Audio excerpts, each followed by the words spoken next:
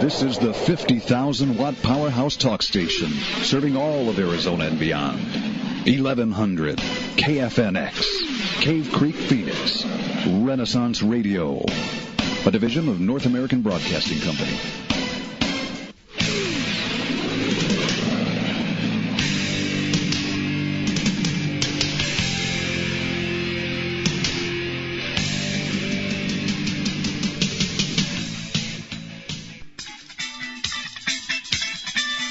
The following program is brought to you by the Living Resources Center. Welcome to Solutions Not Excuses with Dr. Michael Hurd. For the next 60 minutes, Dr. Hurd, a psychotherapist and author, will give you the insight and answers to life's everyday problems. Remember, all comments, views, and opinions are those of Dr. Michael Hurd, his guests, and his callers. Now, let's join our program and Dr. Hurd. Welcome to Solutions Not Excuses. This is Dr. Michael Hurd. I am your resident psychotherapist. I like to think of myself, with no pretense implied, as a voice of reason in the field of psychology, a field not known, in all honesty, for a whole lot of reason. You got on the one side the Oprah types who preach and preen before the cameras and kind of tell everybody, look at how liberal I am and look at how virtuous I am. Then on the other side, you've got Dr. Laura, who's preaching and moralizing, but not exactly following everything she preaches in private, huh? Well, here we've got something different for you. We've got solutions, and in that spirit today, we are fortunate to have a guest by the name of Jack Trimpey. Jack Trimpey is the founder of the Rational Recovery Movement. He is today's guest, and Mr. Trimpey, as you will see shortly, offers a provocative alternative to the ideas of Alcoholics Anonymous, Overeaters Anonymous, Sexaholics Anonymous, and all those 12-step type groups. He is here to make the case that it is you yourself, not some higher power, that's going to stop the compulsive or the excessive habits that you have, be it alcoholism or whatever else. And he's also going to try to persuade us to stay away from those 12-step groups and talk a little bit about his technique for home-based addiction recovery. Let me start off, before I introduce Mr. Trimpey, by reading something straight from his website that is most interesting. It's from his website, rational.org/recovery. And I quote, he's talking here about recovery groups like AA. Recovery groups of all kinds are bad company. For their members plainly are the drinking and drug cultures of America. These recovery groups, he goes on to say, stubbornly refuse to accept moral responsibility for their use of alcohol and other drugs. They dignify their drunkenness by saying it is caused by a disease and by forgiving each other for what family and society will not. Thus, forgiven by their peers, they preen their moral feathers by confessing every sin but the most reprehensible act of all, the single act from which all of their well-earned shame flows forth, the act of self-intoxication. Moral cowards all, they squirm free from the burden of complete permanent abstinence. One day at a time, they evade the painful decision to quit drinking and using for the rest of their days. Instead, they try to please the eyes of their families and society with pious and humble attitudes while they drink between meetings, anytime they really want to, calling their binges slips or relapses. Those are the words of Jack Trimpey. Now, who is Jack Trimpey? Jack Trimpey is a licensed therapist, a clinical social worker from California, where he has had 25 years of experience in community mental health and addiction services. However, in his role as founder and spokesperson for his group, Rational Recovery, which is the alternative to AA, Mr. Trimpey disowns his own profession, and he submits another credential that he says is a much better qualification, which is that of former drunk. That's right, former drunk. Our guest today is a former drunk. Rational recovery is perhaps the best-known recovery approach after AA, Alcoholics Anonymous. Rational recovery was started in 1985, a few years after Mr. Trimpey himself finally quit drinking once and for all. Now, for many years, Mr. Trimpey was addicted to alcohol. He followed an all-too-familiar path downward toward personal destruction and oblivion, And like most who are troubled with substance addiction, he began attending AA. He attended meetings for about 10 years. For him, AA simply didn't work. In fact, he says AA was actually a harmful experience for him. Now, Alcoholics Anonymous is an American icon. It's respected, highly respected, by all of the helping and medical professions as the most effective help available for addiction to alcohol and other drugs. So who is Mr. Trimpy to come along and question that? But he does. Now, before today's program, you'll have probably heard very little criticism of AA. Mr. Trimpy believes that this is part of the reason that addiction is actually a growing problem, in spite of the vast resources devoted to combating it. With all that said, we welcome Jack Trimpey to Solutions Not Excuses. Jack, are you with us? Yes, I'm here. Can you hear me? I can hear you loud and clear. Thank you for joining us. Happy to be there. What I'd like to do, Jack, is start off with just another 2 lines straight from your website. Can I do that? Certainly. That's quite a website. Oh, it sure is. You'll tell us more about it later, I'm sure. Yeah. Here is the line. Drinking alcohol and using drugs are voluntary behaviors for the purpose of gaining physical pleasure from the substance. Anyone can quit an addiction immediately and for good. Now, Jack, here's my question for you. How on earth could it be that god-awful simple? Well, in our society, it isn't that simple because of the cultural overlay of ideas and belief about addiction. For example, the disease concept is something that is translated into a very convenient excuse to keep right on drinking. After all, if I have a disease, this is what we alcoholics do. We just drink and we're powerless over our behavior because of this disease. So it's removed the moral axis from addictive behavior. Now, in the self-help movement, the fundamental idea is that we drink for hidden reasons. That we're not out there just having a party. We're not partying at all.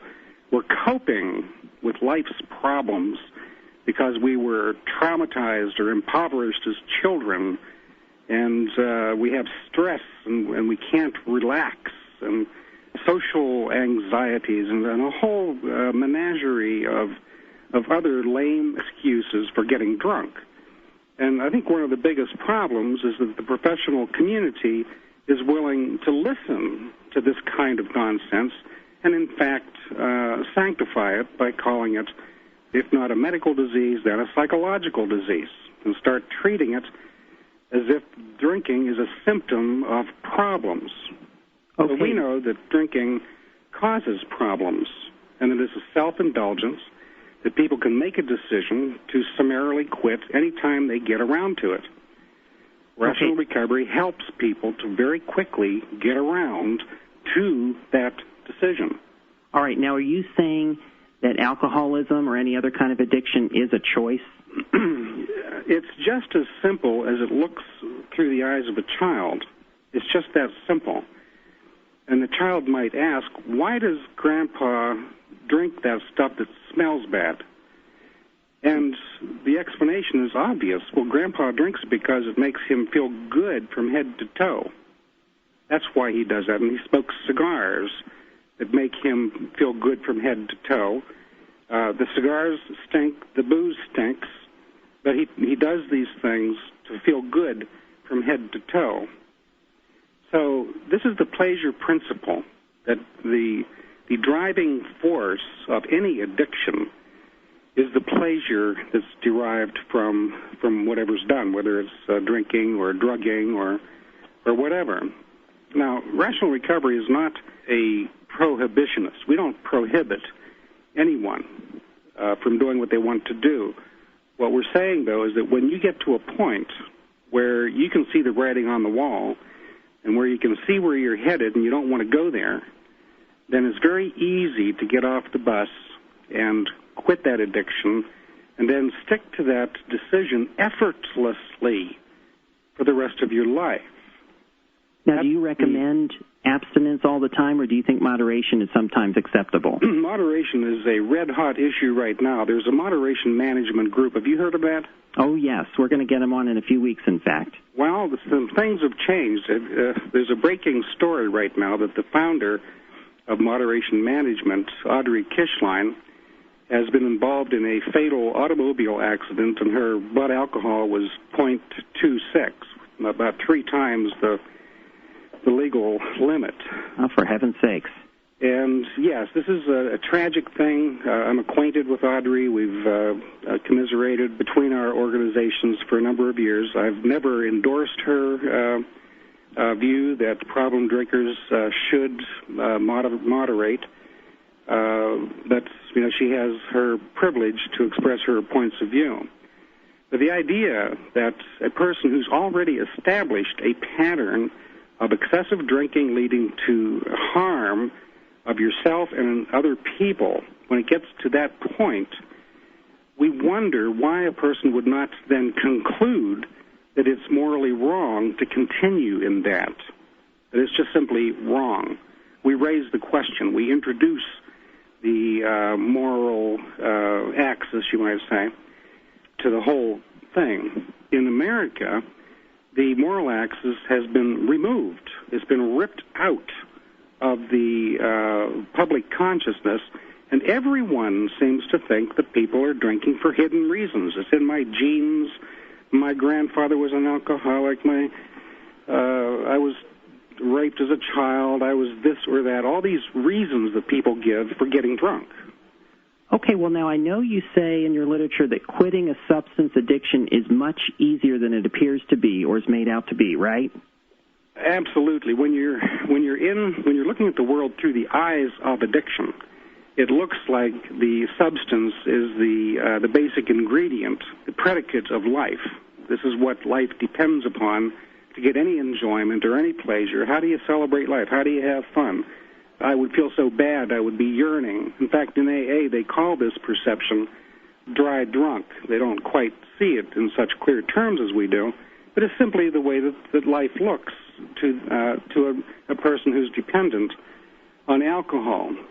It looks like life will be hollow and meaningless without alcohol or drugs. That's universal to anyone who's addicted to anything.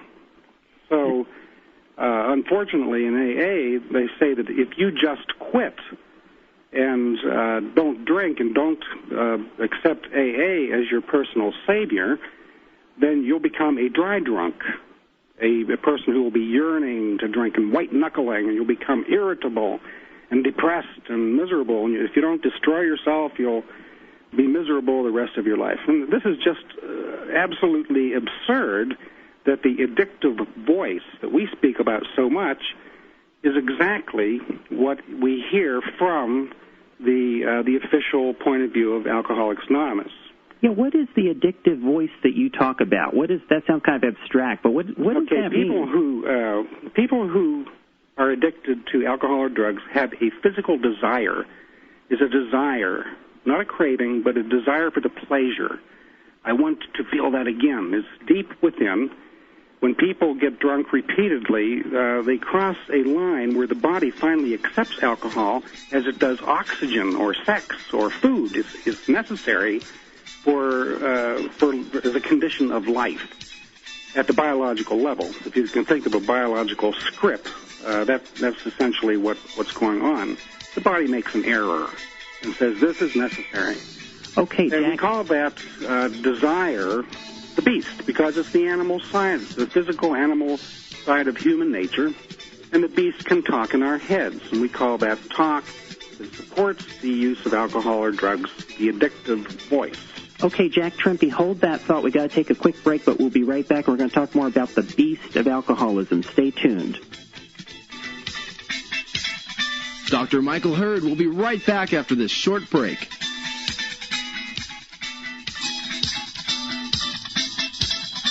Therapy might not be for everyone, but good mental health is. If you like what you hear on Solutions, Not Excuses, get a free sample issue of Dr. Hurd's own publication, The Living Resources Newsletter, with no obligation by calling toll-free 1-800-358-3606. You may also visit www.drhurd.com. That's drhurd.com to get your free sample issue or to subscribe to the Living Resources Newsletter. Stop depending on bumbling politicians physicians and self-appointed experts to tell you what doctor you can or cannot see for your health care, or how much of your hard-earned money they will let you keep at the end of the year. Treat yourself to the happy, responsible life by calling 1-800-358-3606. That's 1-800-358-3606 for your free issue of the Living Resources newsletter, the modern toolkit for rational living. Ayn Rand once summarized her ideas as follows. My philosophy, in essence, is the concept of man as a heroic being, with his own happiness as the moral purpose of his life, with productive achievement as his noblest activity, and reason as his only absolute. Do you think you have the right to the pursuit of your own happiness, to achieve the most you can in your chosen career? Do you understand how many people reject reason and want to take away those rights? The Ayn Rand Institute defends reason and rights where they are most often under attack, such as in high schools and colleges. We want students to be exposed to Ayn Rand's view of man. Ayn Rand's novels such as Anthem, Atlas Shrugged, and The Fountainhead are available in your local bookstore or library. If you would like to know more about the programs of the Ayn Rand Institute, call 1-888-SELFISH. Just call 1-888-SELFISH and ask for our information packet. Talk to our expert host in the Phoenix area. Call 623-247-KFNX. Outside the Phoenix area, call toll-free 877-433-KFNX. Welcome back to Solutions Not Excuses with Dr. Michael Hurd. If you are addicted to alcohol or other drugs, there truly is no help for you. So says Jack Trimpey of Rational Recovery. He talks about how during the time when you're considering the idea of lifetime abstinence, you will think up many reasons to revert to or continue drinking or using. Still, this is no reason to abandon your better judgment. Okay, Jack, we have a caller on the line by the name of Rochelle from Phoenix, and we'd like to take her question if that's okay. Rochelle, are you with us? Yes. Hi, welcome to Solutions Not Excuses. What's your question for our guest today? Actually, I had some comments. I'm a Christian, and in the Bible, I don't see any place that says that, this is a disease. It just says that it's a sin. And I will concede that there is a physical element, though, that drives this, and what that is Canada albicans yeast that in the crime lab studies they did to DUI, they found that this feeds off of the blood alcohol content, and that's what drives the craving. Yeah. I'd like to applaud you for seeing for yourself through your own eyes that AA is indeed religious, but it's bad religion because they've taken out the free will part of it and leave you as a victim of things that are beyond your control. And a lot of people think that rational recovery is either by or for atheists, and this is far from the truth. Now, atheists may appreciate the fact that we don't get into the religious realm and talk about spirituality. We do talk about the human spirit, which is something entirely different from the spirituality of AA. But our approach to it is actually the nuts and bolts of Christian repentance, of that change where you go and sin no more. Mm-hmm. And all we're doing is talking about a common human ingredient that we were either created with or evolved with. It doesn't matter how you slice that onion. But here we are with this marvelous ability to deny any of our biological drives for survival, including the desire to breathe. Now, anyone listening to the radio right now can hold your breath till you fall off your chair. I don't recommend doing it, but you can do it. All you do is hold your throat thing shut down there, and you'll pass out, I guarantee it. This is life. Anybody can become celibate if they want to, and anyone can abstain from alcohol. And when you abstain from alcohol, then you're released from the addiction, you're released from recovery and all the people that are going to try to pull you down, and you're out on a level playing field to enjoy life and the better things in life that are available out there on planet Earth. Rochelle, thank you for your call. Yeah, thank you very much, and I'm glad that I didn't have to bring that issue up.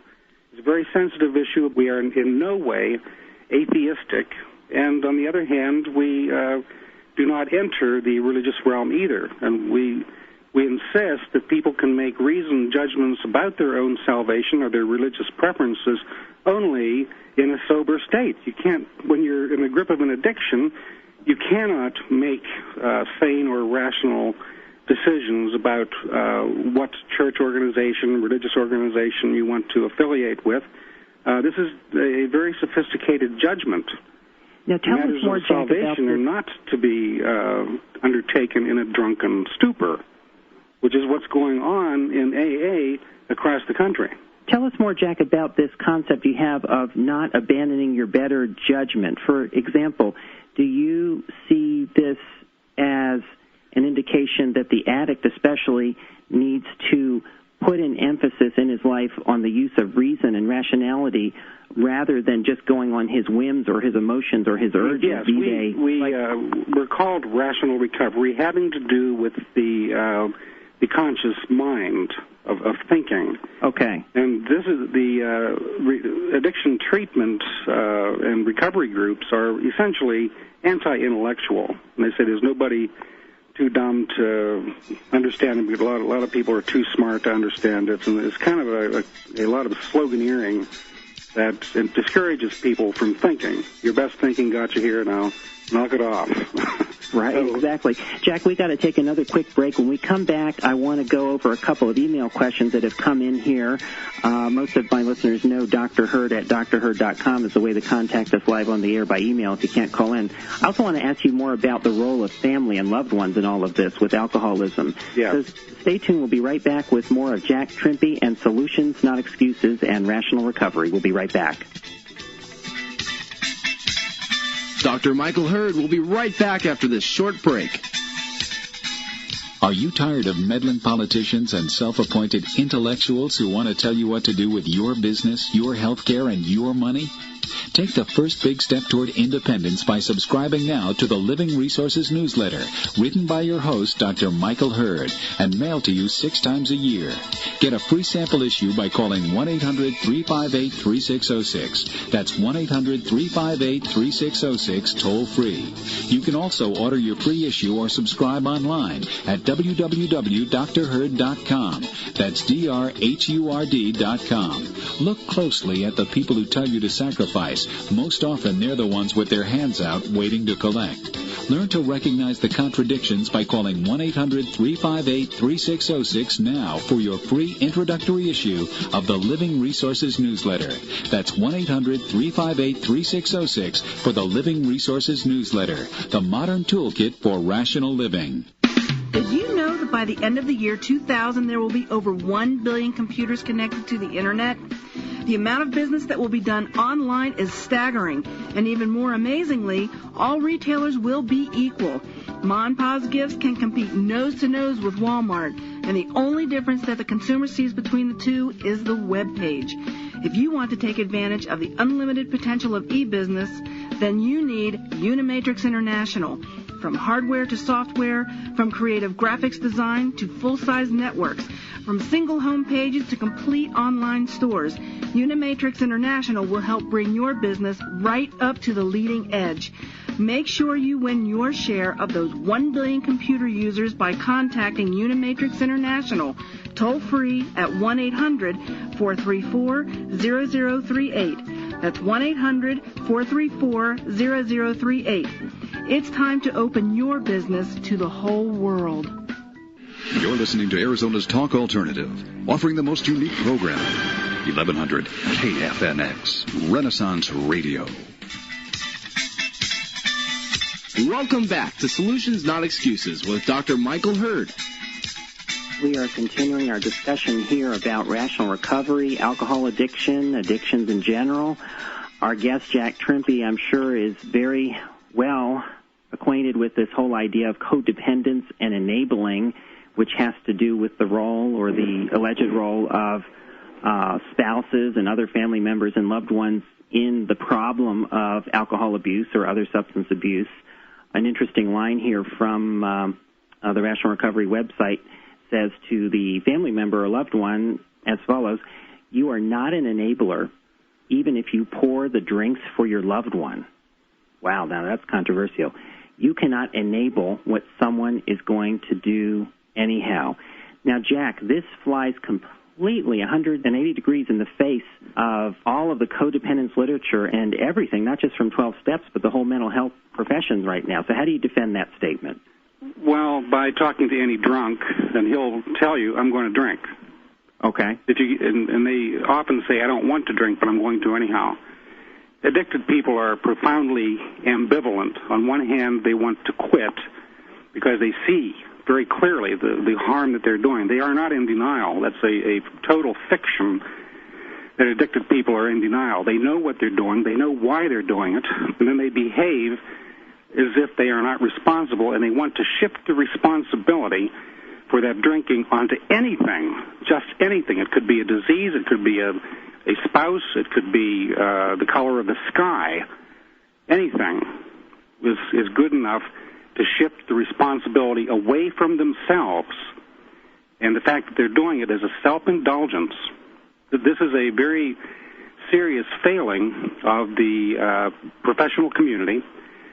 Some days I am a professional. I am a licensed therapist here in California.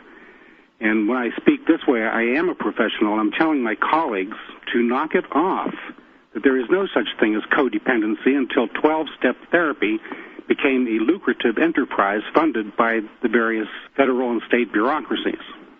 It's a very lucrative idea because family members are entirely perplexed. I didn't marry a drunk. I ended up with one. What's going on here? Is it something that I'm doing? And the professionals say, well, of course, you're an enabler. You're enabling this person to do it. Now, common sense would dictate that if you don't want a person to do something, then you're not enabling that person to do that. In rational recovery, the entire burden, 100% of the burden for the drinking and for the recovery, falls directly on the shoulders of the addicted person. That we call them drunks and junkies. Now, I understand what you're saying, and I agree about personal responsibility, but isn't it reasonable to say that sometimes the loved ones, intentionally or not, knowingly or not, although it's hard to imagine how it wouldn't be knowingly in these cases with alcohol abuse, help the alcoholic stay as an alcoholic, even while conceding that the 100% of the responsibility still is the one who drinks? Well, you can't have it both ways. And as long as the family is willing to say, yes, I'm doing something to feed into this, if I'm being like a nagging spouse or something in the marital relationship, that I have to change my behavior for this person to stop drinking, that's nuts. That's playing into the racket of addiction, feeding directly into the addictive voice, that's saying, hey, it's not all my fault, you know. I drink because I'm under stress. I drink because, and on it goes. We have another caller here. Caller, you're on the air. Welcome to Solutions, Not Excuses. Yes, good afternoon. Good afternoon. How do you do? I'm calling from the Providence, Rhode Island area. Wonderful. And alcoholism as an addiction. Of course it's an addiction. It becomes obsessive-compulsive. That's a fancy word. However, what do you mean? there's many addictions. That's a fancy word, obsessive-compulsive. What do you mean by that? Well, they have an obsession for alcohol. What's an obsession? Do you think about it a lot? Yeah, they think about it a lot. They love it. It's a love affair. Yes. Now, Let's get down to common language. Huh? Let's get down to common language. All right. The common language is this, that I believe everybody in this country is suffering with mental instability, including yourself. Hello? Yeah, I'm here. All right. Now, you see, man has an origin. Do you believe man has an origin? Hello? Sir, yes. Go ahead. What are you talking about with an origin? So what's happened is we've been separated from our original condition. I mean, and people are stressed out, and they use alcohol as a crutch. But in other words, food can be an addiction. Even jogging. People that jog have this addiction, and it's all because people have become suffering with mental instability, sir. Okay, caller. You're saying that people are not entirely responsible for drinking alcohol, and I disagree. Well, you can disagree all you want. That's your opinion. Yeah. Now, do you counsel alcoholism? Alcoholics, do you counsel? No, I teach them how to quit their addictions because counseling is useless with addiction. Well, you teach them how to quit. Yeah, if they want to. But do you believe there's a cause? There's a cause and effect there. Yes, I explained it already. There's a profound desire for the pleasure. It's similar to the sex drive. It's a desire for the pleasure. And it overcomes people's better judgment. All right, the desire for the pleasure. Better quit. The desire for the pleasure. Yeah, so they better quit. All right, the desire for the pleasure is to escape the pain. Do you think so? No, it's to get drunk. That's not escaping pain at all. That's getting drunk. Well, how about psychological pain? Hello? There are many people who think they should not feel bad. They should just feel good, so they get drunk. You're right. Yeah, but I think. I really and truly believe that everybody is suffering with some degree of mental instability, and they take alcohol, and they overeat, and they indulge in other activities just to compensate for their mental instability. Right. So anybody who wants to quit drinking may do so. There's no problem with what you're saying as long as people know that they're choosing to get drunk using all kinds of excuses like what you're talking about, the stress and so forth, their instability. Anyone can simply say, well, even though I'm under stress, I'm probably creating my stress by drinking, and I'll quit. I just won't do that anymore, and I'll feel kind of out of sorts for a little while, and then I'll make a better life for myself. However, is it possible for people to get back to their original nature, to find their original nature? That's exactly what happens when people quit drinking. We call it the abstinence commitment effect. When people make that commitment to abstinence, they feel wonderful, and people around them start saying, hey, I'm recognizing you. This is the man that I married. You're funny again. You're walking around and teasing me. And, gee, it's great to have you back. Welcome back. Yes, people can get back to being themselves within a few weeks of quitting drinking. One more thing here. If alcohol is a symptom, what are the underlying causes? Alcohol is not a symptom. It is the prime mover. It's the prime mover of all this disturbed behavior that we see in alcohol-dependent people. But there are no underlying causes for alcoholism. Not a single one. It's a condition of health, robust physical health, when people want to have physical pleasure. People want to dance, they want to have sex, they want to listen to music, they want to feel good. And in a civilized society, we can't obey all of our bodily commands. We can't be like animals who are powerless over their desires, and they just have to do anything they want to do anywhere. Well, I happen to believe to be what we want to be. I happen to believe that alcohol is a symptom. Well, this is why we exist, is to try to teach people otherwise that it's a symptom of nothing. All right, it is simply getting drunk. Caller, we appreciate your comments. Thanks for calling thank in. you. Jack, I want to ask you something else. Why is counseling a waste of time for alcohol or addictive problems? Because there are no hidden reasons for it. There are no hidden reasons for people getting drunk. The reason is obvious. 100% of the time, people drink alcohol to experience the sensual pleasure of alcohol in their blood. That's why they do it. I understand. It can be a cloudy day, and they'll say, yeah, I want to get drunk. It's so cloudy. It can be a sunny day, and they say, hey, I have to celebrate now. They drink because they want to drink because it feels good, period. That's the end of it. Now, all this psychological baloney about it being a symptom of misery, no, it's the cause of misery. Of course they're all miserable because they're creating the misery by getting drunk or getting high on drugs. Jack, I know you agreed to 40 minutes. Can we steal 10 more minutes of your time? Oh, certainly. Oh, thanks so much. I got more I want to ask you, and you got more to say. We'll be right back with more Jack Trimpey of Rational Recovery here on Solutions Not Excuses. Stay tuned.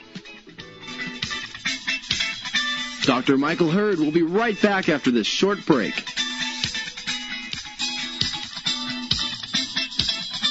Therapy might not be for everyone, but good mental health is. If you like what you hear on Solutions, Not Excuses, get a free sample issue of Dr. Hurd's own publication, The Living Resources Newsletter, with no obligation by calling toll-free 1-800-358-3606. You may also visit www.drhurd.com.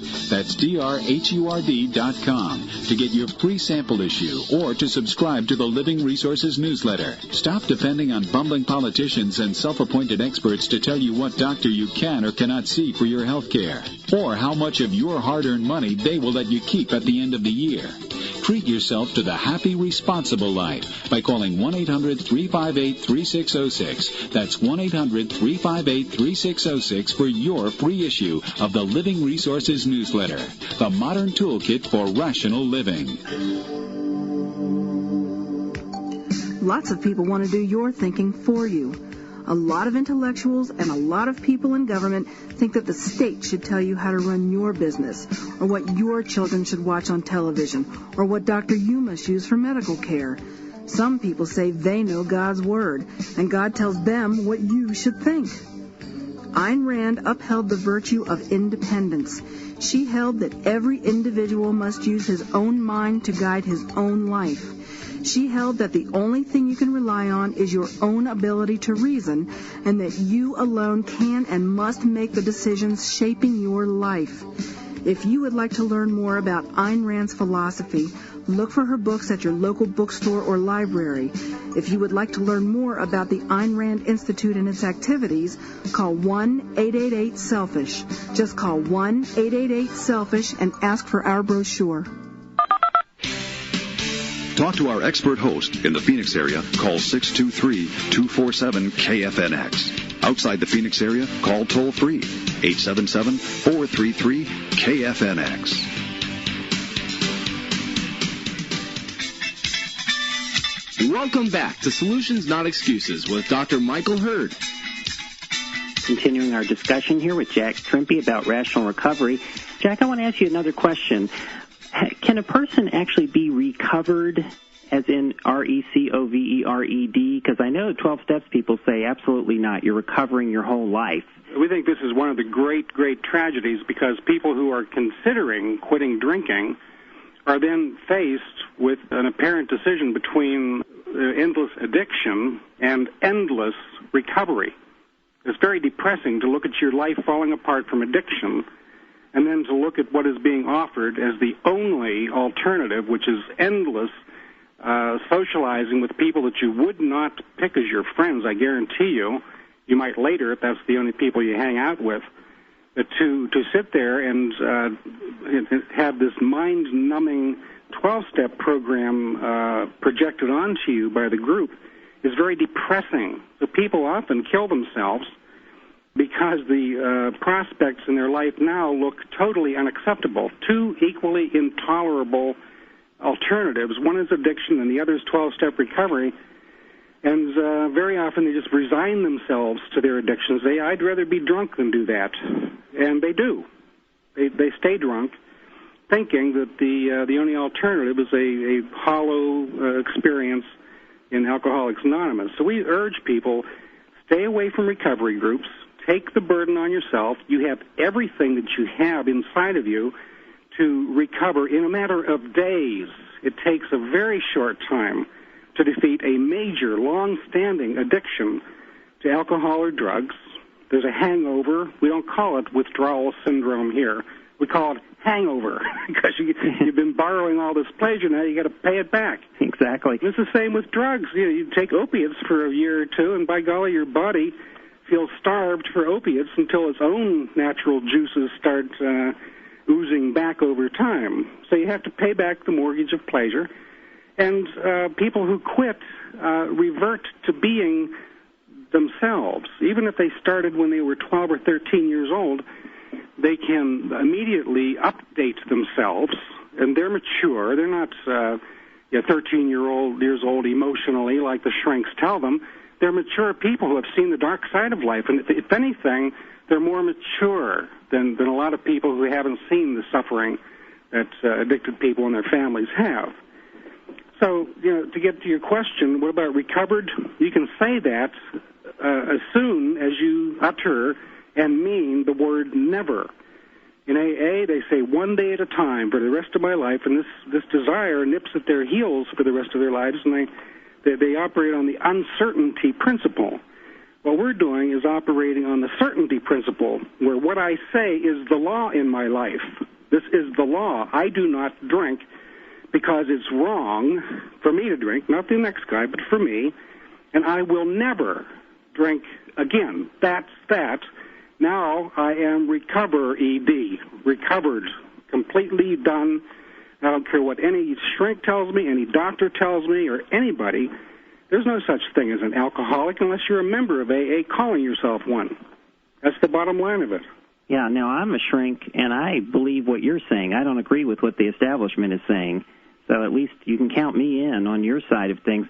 But one of my observations has been over the years of doing counseling that a lot of these people that are in AA, at least the ones who are coming to see me, they get so caught up in this 12-step fellowship, as they sometimes call it, that it looks to me a lot of times like their whole lives are centered around recovery. And what disturbs me about that is that their whole central purpose for existence seems to be stopping the addiction instead of pursuing positive values like the career and hobbies and all that. There's something eerie and disturbing about the fellowship. It's not a fellowship, it's a cult. And I have an entire position paper at the website pointing out that the AA is the embodiment of the beast. Now remember, the beast is the name that we give to the desire to get drunk. And we have to remember that heavy drinkers, people who are addicted or dependent, fear and loathe the word never. So it's quite natural that Bill W. and his crony, this doctor, would sit there and say, well, let's just do it one day at a time. Let's not get serious now and quit forever. And let's not say that nasty word never. So consequently, this has gotten very popular with drunks, influential drunks in our society, and it's been infiltrated into the professions and into our federal and state bureaucracies. And now we have a state religion, which is actual social cultism is the best way to frame that. And people are forced now, as drunk drivers or as prison inmates or family court. You can lose your children if you don't become a cult member of AA. And it's just a deplorable, appalling national disaster. Jack Trimpey, we appreciate your time today. I know your website is rational.org/recovery. If you're not online, you can get the book, which is titled Rational Recovery, The New Cure for Substance Addiction. And the publisher is Pocket Books, 1996. The best book ever written on the subject of recovery because it's the only one that tells you how to get on with it in due time, very quickly in a matter of, well, within the time it takes to read the book. Very good. Well, thank you, Jack, for joining us today. You have been a most stimulating guest. Hope you'll come back again sometime. Thank you. It was really nice being there, and goodbye to all your listeners. We will be right back with some closing comments and thoughts and remarks by me. Stay tuned for more Solutions, Not Excuses. Dr. Michael Hurd will be right back after this short break. Do you think it is good to be unselfish and bad to be selfish? Have you ever asked yourself what living for others does to the moral stature of those who benefit from your sacrifices? If you give, don't they receive? If they profit from your sacrifice, does that not in turn make them evil? This is one of the basic contradictions in altruism, the ethics of sacrifice, the ethics of hell on earth, and of happiness only after death. At the Ayn Rand Institute, we uphold life on earth.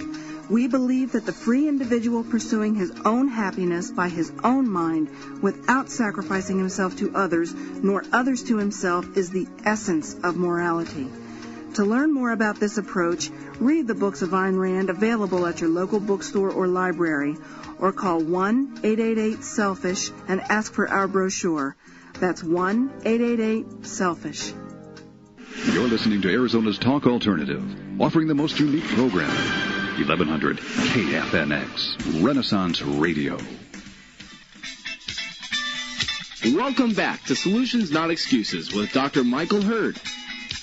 If you want to find out more about rational recovery and you don't go online, you can write to Jack Trimpey's organization at Lotus, Lotus Press, Box 800, Lotus, California, 95651. You can call at area code 530-621-2667. Speaking of recovering versus recovered and that sort of thing, I had some interesting comments in an email from one of my listeners and website visitors, and she said something more eloquently than I think I ever could have, so I'm just going to read it to you. She's just a few lines here. She's talking about what happens when you actually start to get better psychologically. It might be your self-esteem improves, your ability to assert yourself improves, your drinking stops, whatever it might be. Here's what she says. Since I am feeling better about myself and I am happier, it is like a magnet. Some people are friendlier to me, and I can talk easier to them, and others seem to push me away, like my happiness is an affront to them. Boy, is she right on target. You know, that's something that often happens when you get better, when you start to get healthier and better in some regard. You're going to find that the people that you don't need to have around you are going to slowly, or sometimes not so slowly, disappear from your life. And the kind of people that you do need to have around you seem to gravitate towards you. It's not magic. It's actually logical if you think about it, because if you're living a healthier, more rational, more consistent life based on self-esteem, integrity, pursuit of happiness, but not happiness in the whim-worshipping kind of sense that the alcoholics and the other addicts have unfortunately fallen into, but true, genuine happiness, you're going to find that there's a whole different life for you out there. My book, Effective Therapy, talks about that, of course, and it spends a lot of time talking about the role of introspection in sustaining and increasing psychological happiness in your life. I agree with many, many things Jack Trimpey is saying. I actually think he's a heroic force to go out and take on the AA establishment like he's done. I guess I would counter him, what I think he's saying anyway, with the issue of counseling, because when he criticizes counseling and therapy, he seems to be taking it for granted that all psychotherapists preach this idea that, well, everything's a disease and it's a mystery and there's always some hidden underlying reason. And, of course, a lot of psychotherapists, I'm afraid most of them do preach that, but I don't, and I know of a handful of others like me that don't, and I think there's a growing number of us out there. A lot of us have just been closeted for years, that's all. But really, counseling can be useful. It isn't for everyone, but it can be useful. The key is to not hang around people that give you the wrong ideas. You're better just around nobody than around these psychiatrists and other people that give you the wrong ideas. But anyone in your life, be they a professional or a personal friend or whomever, who can give you healthy, life-serving ideas that presuppose you are capable and that you do deserve happiness. That's really the key. If you want to see my book, go to Amazon.com. It's offered at a discounted price, as are all books on Amazon.com, and it's called Effective Therapy. Take a look at that. It'll give you some more insights as well. There's a chapter in the book, too, by the way, called The Missing 13th Step, and it offers my thoughts on Alcoholics Anonymous and the whole addiction issue. Well, it's been a great show. We've ruffled some feathers here, but that's what we want to do, and I hope you'll join us next week. We will have a man by the name of Peter Murphy as a guest. He is the president and founder of a very, very successful company called PopStraw, and he's going to talk to us about the psychology of success and money-making. So it should prove most interesting. Have a great week. Don't forget, work productively, live happily, and don't ever, ever feel guilty for it. Thank you for joining us today for Solutions Not Excuses with Dr. Michael Hurd. Dr. Hurd will return next week at this same time. For your free issue of the Living Resources newsletter, visit his website at drhurd.com. That's drhurd.com. Or call 1-800-358-3606. The toll-free number again is 1-800-358-3606.